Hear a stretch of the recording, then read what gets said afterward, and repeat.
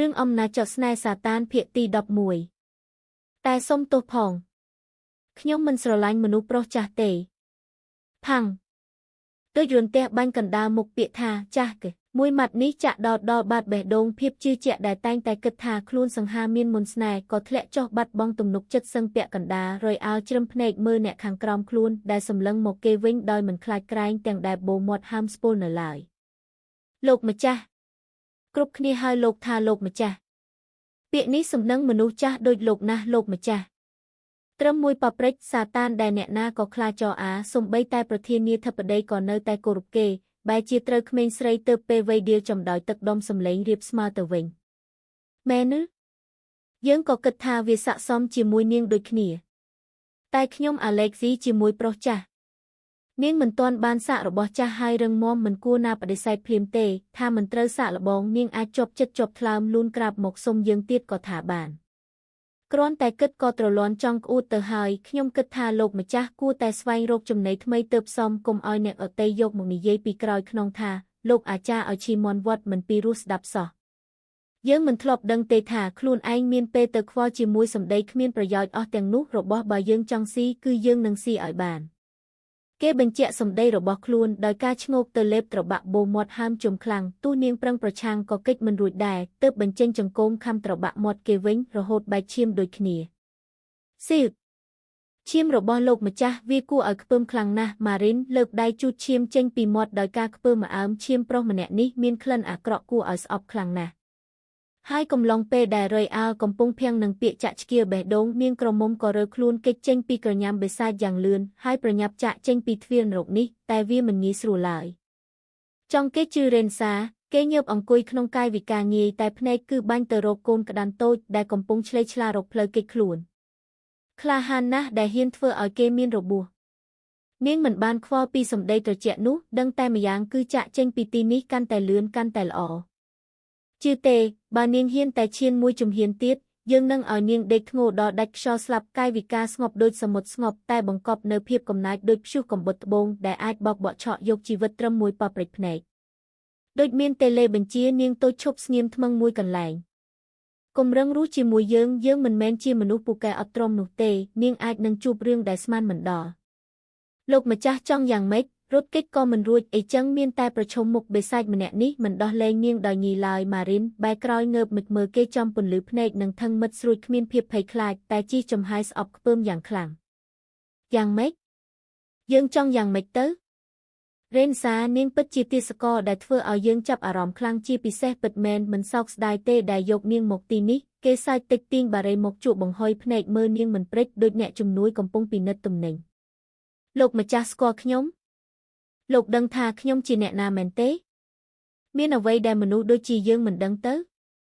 លោកម្ចាស់ចង់បានអ្វីម៉ារីនព្យាយាមរងាប់កំហឹងដែលក្តៅសឹងតែផ្ទុះរបស់ខ្លួនសង្កត់ឲ្យវាធ្លាក់ចូលទៅក្នុងបាតជ្រុះវិញយើងមានអារម្មណ៍ថាដូចជាស្អិតខ្លួនហើយប្រឡែងលេងជាមួយនាងធ្វើឲ្យខ្លួនយើងបែកញើសខ្លាំងណាស់រៀបចំទឹកក្តៅឲ្យយើងងូតយើងមិននិយាយច្រើនដងទេរ៉េនសានាងគួរតែដឹងពីតួនាទីទាសករច្បាស់ហើយបើកភ្លើង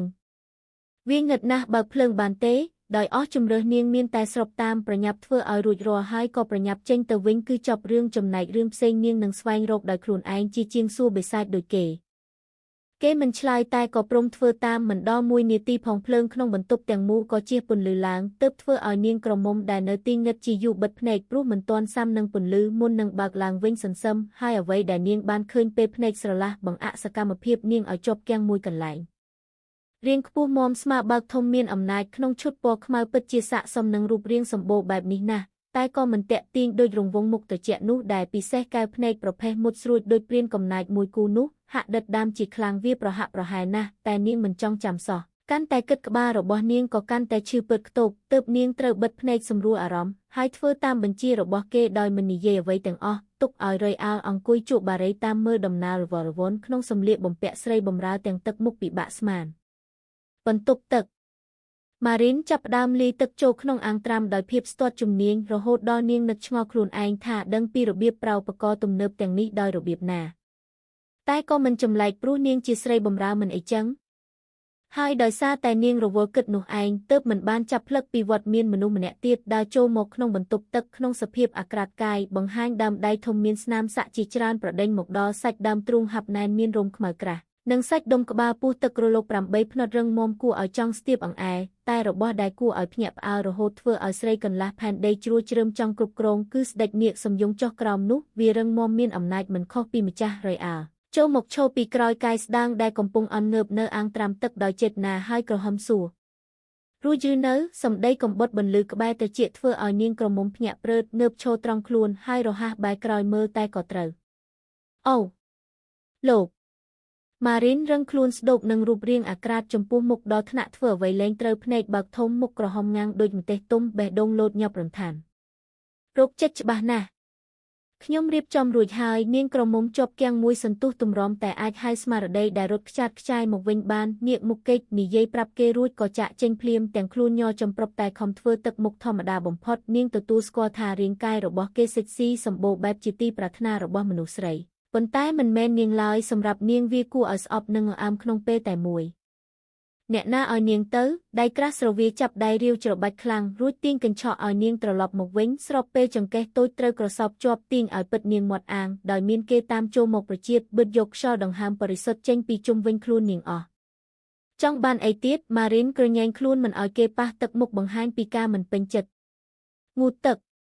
នាងមិនទាន់ចប់ការងារទេរ៉េនសាងូតទឹកឲ្យយើងអត់ទេចង់ជំទាស់បញ្ជីយើងនាងគិតច្បាស់ហើយ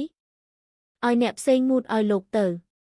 នាងជាអ្នកណាមានសិទ្ធិអីមកបញ្ជីយើងត្រឹមជាទាសករថោកទាបនាងមានសិទ្ធិត្រឹមធ្វើតាមប៉ុណ្ណោះចងចាំទុកក្នុងខួរក្បាលនាងទៅបើមិនចង់ត្រូវថ្នាំខ្លាំងគេច្របាច់គៀមទាញមុខដែលងាកទៅម្ខាងឲ្យមកប្រសពភ្នែកជាមួយទឹកដុំសម្លេងត្រជាក់ផ្ដាច់ការដាច់ណាត់ម៉ារីនបានត្រឹមខំមាត់ទប់កំហឹងនិងភាពញាប់ញ័រប៉ុណ្ណោះនាងមិនចង់ស្លាប់នៅពេលនេះមិនមែនមានន័យថានាងខ្លាចសេចក្តីស្លាប់